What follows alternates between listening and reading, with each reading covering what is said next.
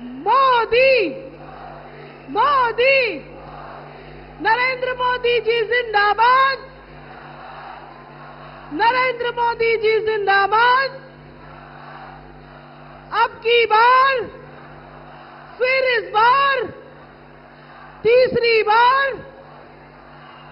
एक बार जोरदार तालियों से दोनों हाथ ऊपर उठाकर माननीय प्रधानमंत्री नरेंद्र मोदी जी का स्वागत करिए।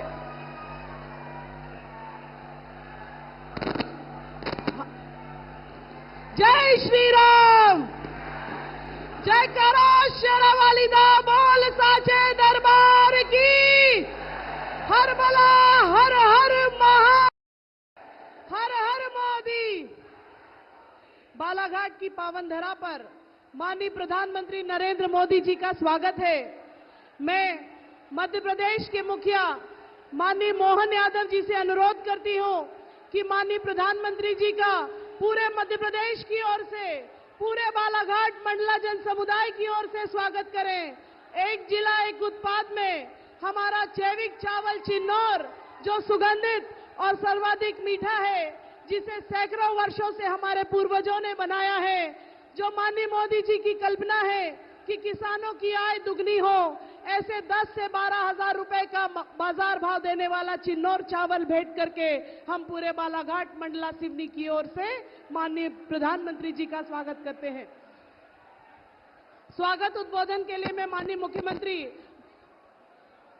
इसके साथ अगले स्वागत के लिए सभी मातृशक्ति जो मंच पर विराजित हैं, उनके द्वारा बालाघाट वारा सिवनी हथकरघा से निर्मित दुपट्टा और जो बालाघाट की पहचान छतोड़ी है, बांस और महावर के पत्तों से निर्मित, या देवी सर्वभूतेषु शक्ति रूपेण संस्थिता नमस्तस्यै नमस्तस्यै नमस्तस्यै नमो नमः। महिला बहनों को उज्ज्वला देकर बेटी बचाओ बेटी पढ़ाओ का नारा बुलंद करके और साथ ही नारी शक्ति वंदन अधिनियम के तहत मातृशक्ति मजबूत हो, आत्मनिर्भर हो, हम माननीय मोदी जी का स्वागत करते हैं।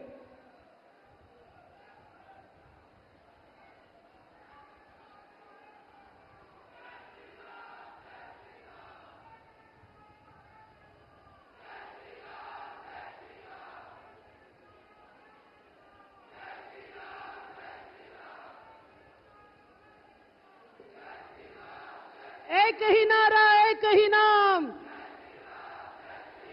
अगले उद्बोधन के लिए मैं आमंत्रित करती हूं मध्य प्रदेश के मुखिया माननीय मोहन यादव जी को कि अपना स्वागत उद्बोधन प्रस्तुत करें।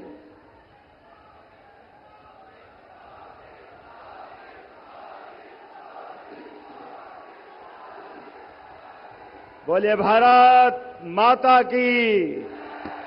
भारत माता की। हम सबका सौभाग्य है बालाघाट का जिला और खास करके यशस्वी प्रधानमंत्री का पदार्पण मध्य प्रदेश की धरती पर हमारा कितना सुखद संयोग है। आज ही के दिन नया वर्ष प्रारंभ हो रहा है सम्राट विक्रमादित्य के नाम पर, विक्रम संवत, और नए साल की शुरुआत में यशस्वी प्रधानमंत्री हमारे बीच मौजूद हुए। जोरदार ताली बजा करके माननीय प्रधानमंत्री जी का अभिनंदन करें, वंदन करें। सुशासन के प्रतीक सारे संसाधनों का बेहतर उपयोग करके दुनिया में जो भारत का मान बढ़ा रहे, सम्मान बढ़ा रहे, अपनी कर्मठता से, कार्यकुशलता से हर प्रकार के कामों का जनता के बीच में सुशासन के साथ पारदर्शिता की स्थापना करने के लिए कृत संकल्पित यशस्वी प्रधानमंत्री हमारे बीच मौजूद है। ये और आनंद की बात है माननीय प्रधानमंत्री जी, बालाघाट को टाइगर जिले के नाम, टाइगर स्टेट के नाम से भी जाना जाता है, टाइगर जिले के नाम से। और हमारा सौभाग्य है कि हमारे बीच हमारे यशस्वी प्रधानमंत्री आज इस नाम को सार्थक करने के लिए यहां मौजूद हुए। जोरदार ताली बजा करके हमारे बालाघाट की धरती स्वागत करें, अभिनंदन करें। हमारे अपने मध्य प्रदेश में यशस्वी प्रधानमंत्री ने जिस प्रकार से पिछली विधानसभा में जनता से अपील की थी और हमने भी वो नारा सबने दोहराया था, एमपी के मन में मोदी और मोदी के मन में एमपी। मुझे इस बात की प्रसन्नता है जनता ने इतना जबरदस्त प्रतिसाद दिया कि 163 सीटों के साथ प्रचंड बहुमत की सरकार मध्य प्रदेश के अंदर दी थी। हम अभिनंदन करें अपनी इस पुरानी सरकार के गठन के समय माननीय मोदी जी के योगदान का। मैं दो छोटी छोटी बात करते हुए अपनी बात पूरी करूंगा। हमारे बीच में इसी बालाघाट की धरती पर नया आयुर्वेदिक मेडिकल कॉलेज देने का प्रयास हमने किया है। जोरदार ताली बजा करके अपने नए मेडिकल कॉलेज की बात करें। और साथ ही साथ कोदो कुटकी जो हमारे आदिवासी अंचल की फसल होती है, इसके 1000 रुपये प्रति क्विंटल हमारी सरकार ने बढ़ाया। साथ ही साथ हमारे सबकी जानकारी में है गेहूं के लिए 125 रुपये का बोनस और धान के लिए भी आगामी बजट के समय हमने जो संकल्प पत्र लिया है उस संकल्प पत्र को हम पूरा करेंगे, क्योंकि ये मोदी की गारंटी है। जो बात कही जाती है वो सब पूरी की जाती है। जोरदार तालियां बजाएं एक बार हम सब मिलकर के यशस्वी प्रधानमंत्री जी का अभिनंदन करें, वंदन करें। बहुत बहुत धन्यवाद। भारत माता की जय। वाल्मीकि के दिव्य श्लोक हैं, तुलसी की चौपाई है, महावीर से व्रतधारी नानक के अनुयायी हैं, सत्यशील में बुद्ध के जैसे सहज सनातन सेवक सच्चे, विश्व क्षितिज में मोदी जी नव भारत की अरुणाई है। पूरे सम्मान के साथ मैं आमंत्रित करती हूं आदरणीय प्रधानमंत्री नरेंद्र मोदी जी का। सभी लोग खड़े होकर दोनों तालियों के साथ मोदी।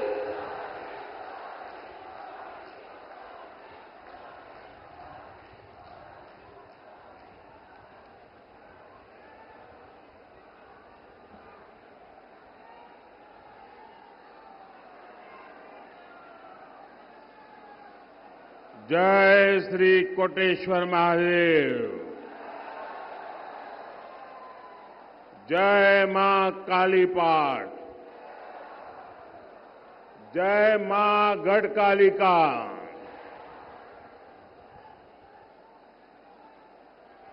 आज देश के विभिन्न हिस्सों में नववर्ष मनाया जाता है। आज नवरात्रि का भी आरंभ हुआ है। मैं आप सभी को नववर्ष की और नवरात्रि की अनेक अनेक शुभकामनाएं देता हूं। बालाघाट की धरती भारत की नारी शक्ति के पराक्रम की साक्षी है। मैं वीरांगना रानी दुर्गावती और रानी अवंतीबाई की इस धरती को प्रणाम करता हूं।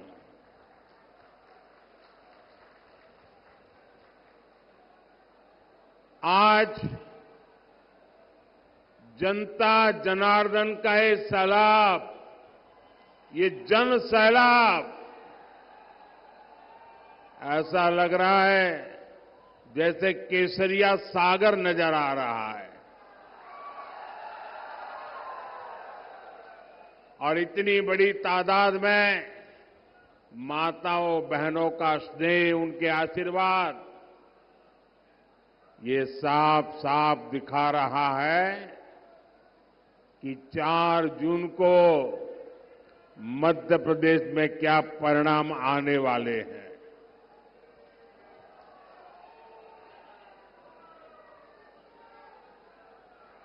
चार 5 महीने पहले विधानसभा चुनाव में ही यहां आप सब लोगों ने मिलकर के कांग्रेस को पूरी तरह साफ कर दिया।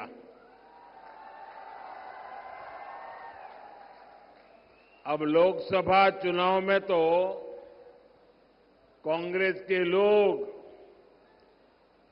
भाजपा से नहीं लड़ रहे हैं, एक दूसरे से लड़ रहे हैं।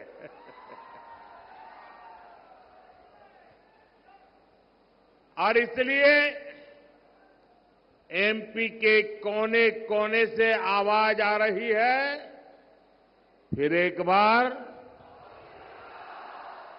फिर एक बार, फिर एक बार। साथियों,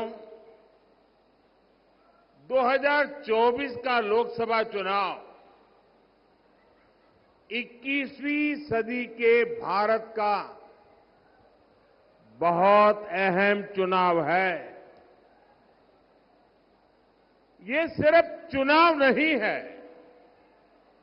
कौन एमपी बने कौन न बने इतने भर का ये चुनाव नहीं है। ये चुनाव नए भारत के निर्माण का मिशन है। ये विकसित भारत, विकसित मध्य प्रदेश के संकल्प को नई ऊर्जा देने वाला चुनाव है। जब G20 में दुनिया के बड़े बड़े फैसले, असंभव लगने वाले फैसले भारत में लिए जाते हैं तो हर देशवासी को लगता है उसकी ताकत बढ़ गई है। जब अमेरिका से लेकर ऑस्ट्रेलिया तक भारत का डंका बजता है तो हर देशवासी को लगता है कि उसका अपना सम्मान बढ़ा है। कभी कांग्रेस सरकार अपनी शिकायतें लेकर दूसरे देशों के पास जाती रहती थी, लेकिन आज वक्त बदल चुका है। दुनिया के बड़े बड़े देश, आपस में युद्ध कर रहे देश, भारत से अपने मुद्दों पर बात करने के लिए आते हैं। अपने देश का ये रुतबा देखकर हर हिंदुस्तानी का हौसला बुलंद हो जाता है। ये चुनाव देश के इसी बदलाव को नई बुलंदी देने का चुनाव है। साथियों, आजादी के बाद दशकों तक कांग्रेस बहुत ही पुरानी सोच पर चली। एक तो उनके मन में आजादी के आंदोलन का अहंकार भरा पड़ा था और सामान्य मानवीय ने जो आजादी के आंदोलन में त्याग किया, तपस्या की, बलिदान किया, उसको उन्होंने सत्ता में आते ही नकार दिया और एक छोटी सी कोठरी, छोटा सा परिवार का कुनबा हावी हो गया और उसी की सोच देश को पिछड़ेपन की तरफ धकेलती गई। कांग्रेस सोचती थी हम तो गरीब देश है और गरीब देश को आधुनिक सड़कों की, आधुनिक रेल की, नए एयरपोर्ट की क्या जरूरत है। कांग्रेस के बड़े नेता जिन 2-3 बड़े शहरों में रहते थे, वहां अपने लिए सुविधाएं जुटाकर ये लोग देश के दूसरे शहरों को भूल जाते थे। सबका साथ, सबका विकास के मंत्र पर चल रही बीजेपी सरकार देश के हर शहर को, देश के हर गांव को प्राथमिकता दे रही है। हमारी सरकार देश में आधुनिक इंफ्रास्ट्रक्चर पर लाखों करोड़ रुपए खर्च कर रही है। आधुनिक सुविधाओं पर इतना पैसा देश की किसी सरकार ने आज तक खर्च नहीं किया है। आज चाहे यहां सिवनी नागपुर के बीच 4 लेन हाईवे हो, गोंदिया बालाघाट सिवनी हाईवे हो, नर्मदा प्रगति पथ, विंध्य प्रगति पथ हो, आधुनिक वंदे भारत ट्रेन हो, अमृत भारत स्टेशन योजना के तहत मध्य प्रदेश के 80 स्टेशनों का विकास हो, बीजेपी सरकार एमपी का कायाकल्प कर रही है।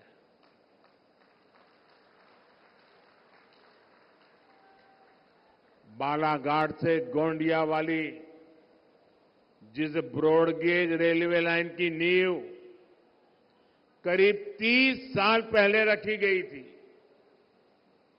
उसे भी ये मोदी ने आकर के पूरा किया।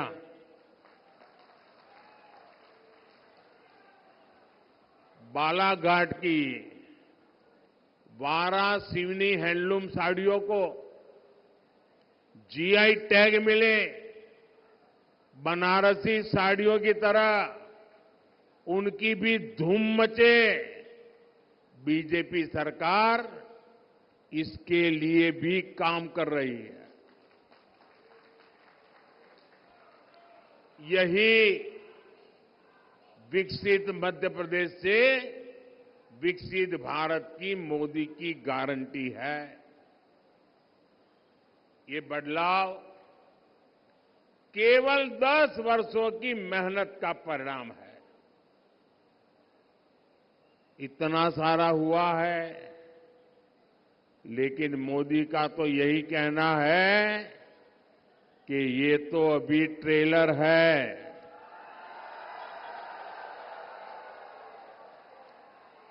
अभी तो बहुत कुछ करना है, देश को बहुत आगे लेकर जाना है। भाइयों बहनों, आप मेरी जिंदगी को जानते हैं, बहुत बारीकी से आपने मुझे बराबर देखा है, तरासा है। और आपने देखा है, मोदी मौज करने के लिए पैदा नहीं हुआ है।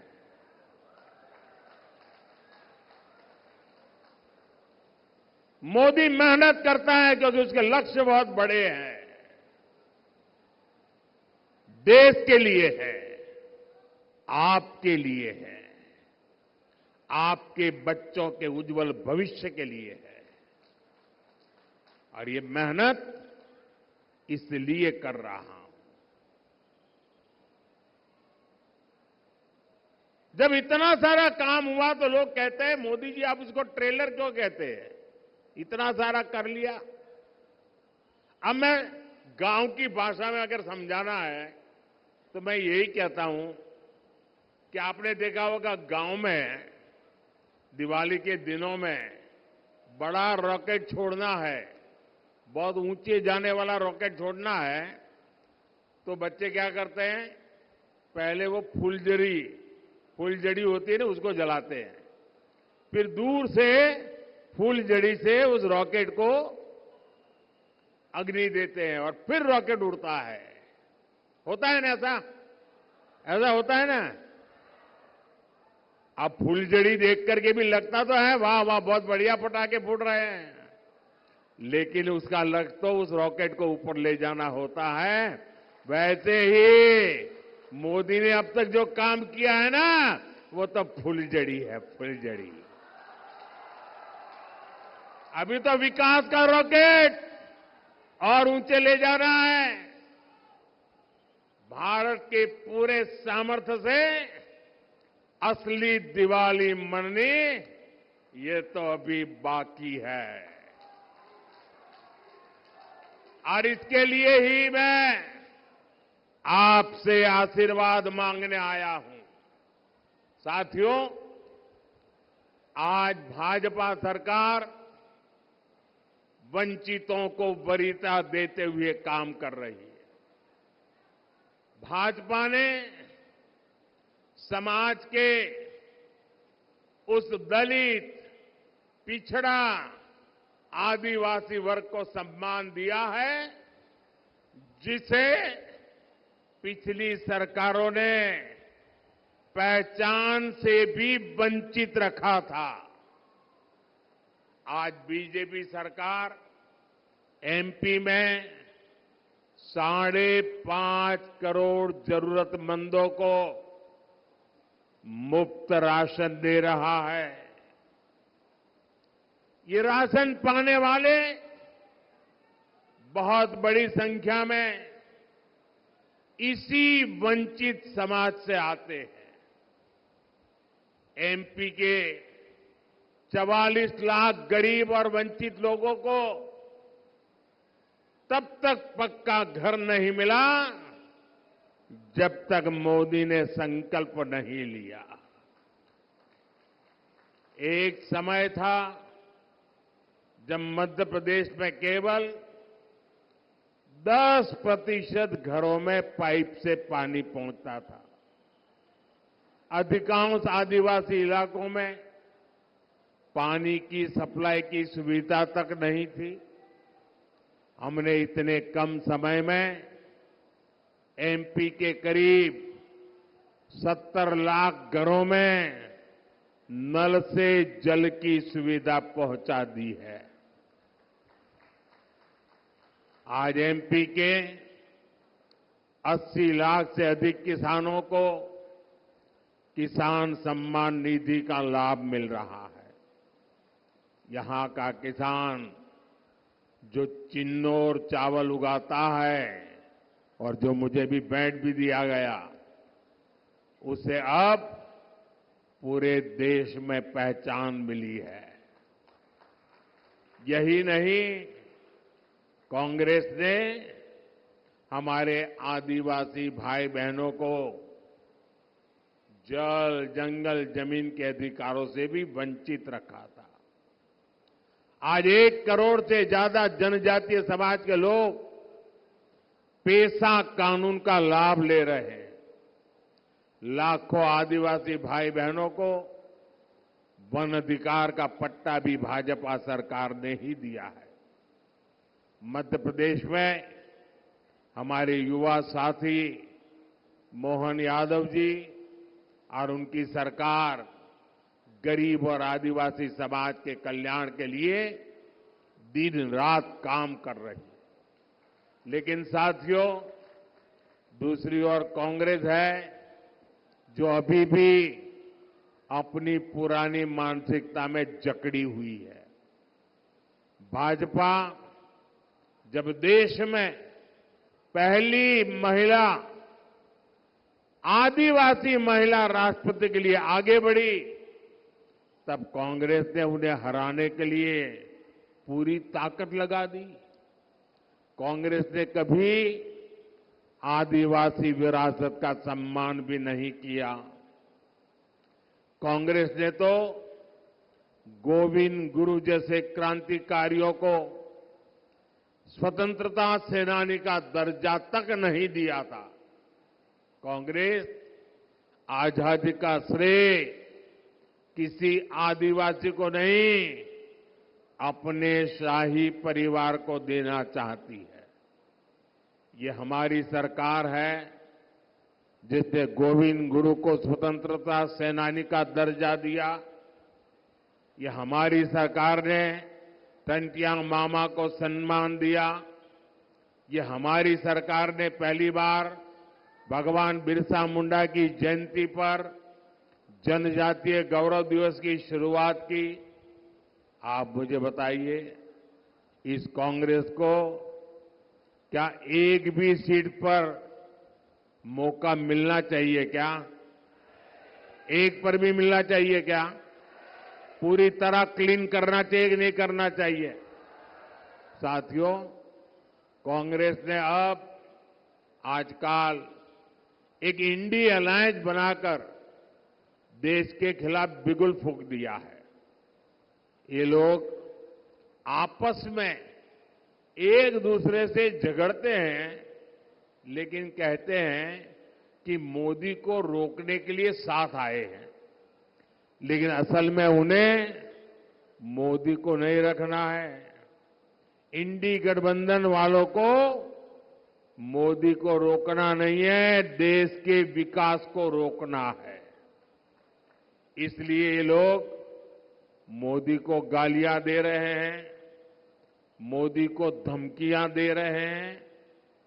मैं अपना सब कुछ छोड़कर देश सेवा के मिशन को लेकर चला हूं।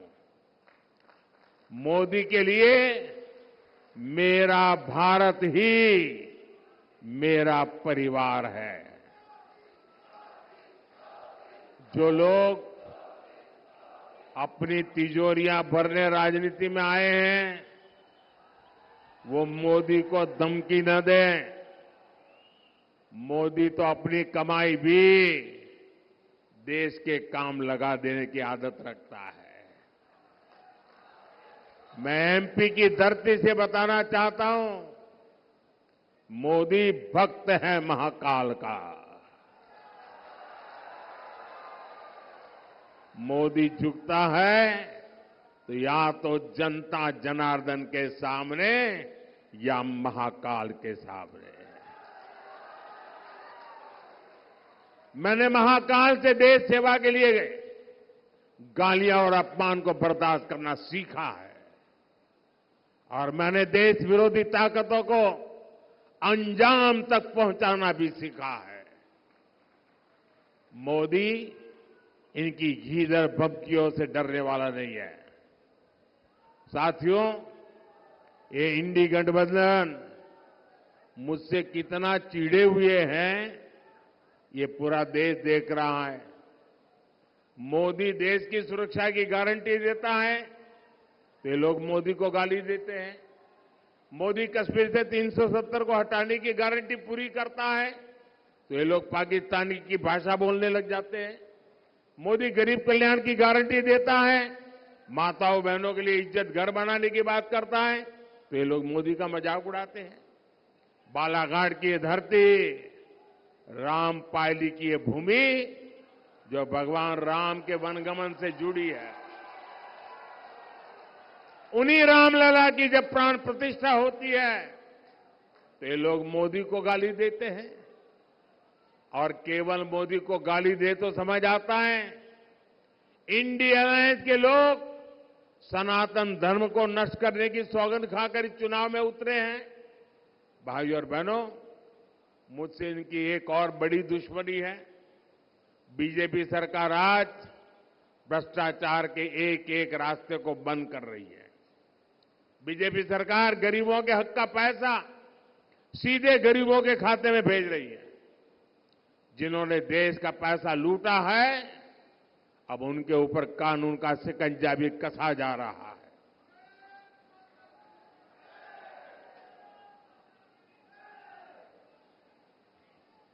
परिवारवादी पार्टियों के नेताओं के पास से खुलेआम सैकड़ों करोड़ रुपए बरामद हो रहे हैं।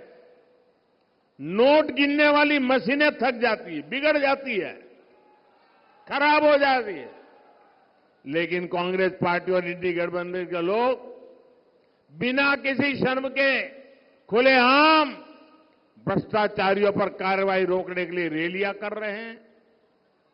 मैं कहता हूं, भ्रष्टाचार हटाओ। वो कहते हैं भ्रष्टाचारी बचाओ। इंडिया अलायंस में इकट्ठा हुए इन लोगों की मुझसे यही दुश्मनी है। लेकिन मैं आपको गारंटी देता हूं, भ्रष्टाचार का पैसा जिस जिस तिजोरी में गया है उसे मैं बाहर निकाल के रहूंगा।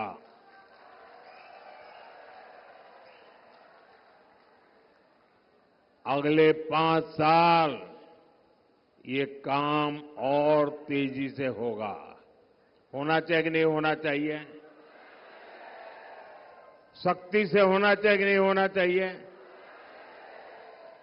साथियों, तीसरे कार्यकाल में देश बड़े और ऐतिहासिक फैसले ले सके, इसलिए मुझे आपका भरपूर आशीर्वाद चाहिए। बीजेपी ने बालाघाट से श्रीमती भारती पारधी को और मंडला से श्री फग्गन सिंह कुलस्ते को प्रत्याशी बनाया है। इन्हें आप रिकॉर्ड मतों से विजयी बना करके भेजेंगे तो मोदी को मजबूती मिलेगी। 19 अप्रैल को गर्मी कितनी ही भयंकर क्यों न हो, हमें मतदान के पुराने सारे रिकॉर्ड तोड़ने हैं। तोड़ेंगे। इस बार हमने हर पोलिंग बूथ जीतना है। जीतोगे? ज्यादा से ज्यादा मतदान कराओगे? अच्छा, मेरा एक काम करोगे? करोगे? इधर से तो आवाज नहीं आ रही है। करोगे? वो पीछे से आवाज नहीं आ रही। मेरा काम करोगे? पक्का करोगे? लेकिन ये चुनाव वाला काम नहीं है। करोगे? देखिए, 19 अप्रैल तक आप अनेक परिवारों में जाएंगे। जब उन सबको मिलने जाएं तो उनको कहना कि अपने मोदी जी आए थे और मोदी जी ने आपको प्रणाम भेजा है। मेरा प्रणाम पहुंचा दोगे? हर घर में पहुंचा दोगे? जब मेरा प्रणाम आप पहुंचाओगे ना, तो हर घर के माता बहनें मुझे आशीर्वाद देगी और उनके आशीर्वाद मेरी बहुत बड़ी ऊर्जा है। देश के लिए दौड़ने की ताकत है। मेरे साथ बोलिए, भारत माता की, भारत माता की, भारत माता की। बहुत बहुत धन्यवाद।